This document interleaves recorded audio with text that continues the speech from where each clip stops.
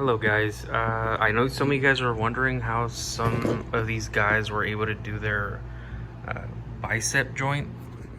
What I did was I removed the arm. To start off, the electronics stopped working on this one a while ago. I got it for 15 bucks from a friend, so it didn't really bother me.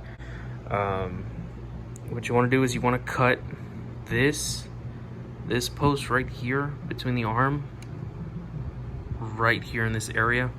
You'll end up with this on both sides. What I did was I unscrewed the whole thing, just completely take it apart, and these two pieces break in half.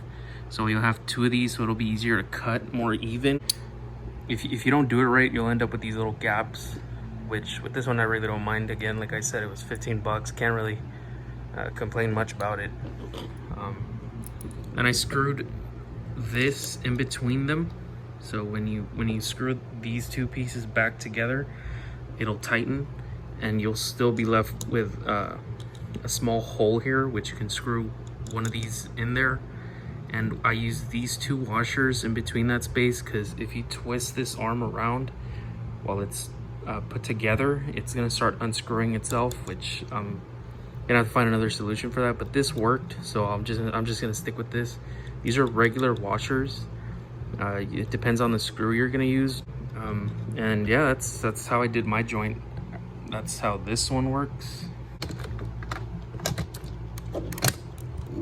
and it'll work like a charm, as you can see. So now that's one of the most desired joints, I guess, for these Buzz Lightyears. I'm planning on changing out the head for this one to the grinning one instead of the smiling one here.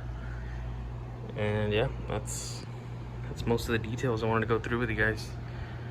This was the only way I was able to manage this joint. So I don't know how the other guy did it, but the way this works, I mean, it works perfect. What you want to do is you want to screw this one, you want to screw this one as tight as you can, but not too tight, so that it turns. That way it's not too loose, so that this joint doesn't flop around, I guess, as you're moving it. So what I'm trying to say is you want to tighten that screw. Not too tight, but tight enough.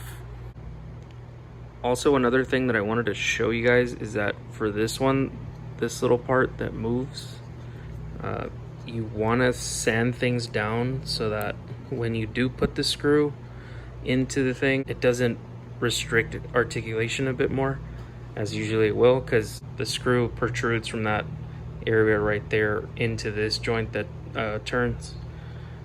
So I want to sand that down, kind of for it to look like this, as close as you can.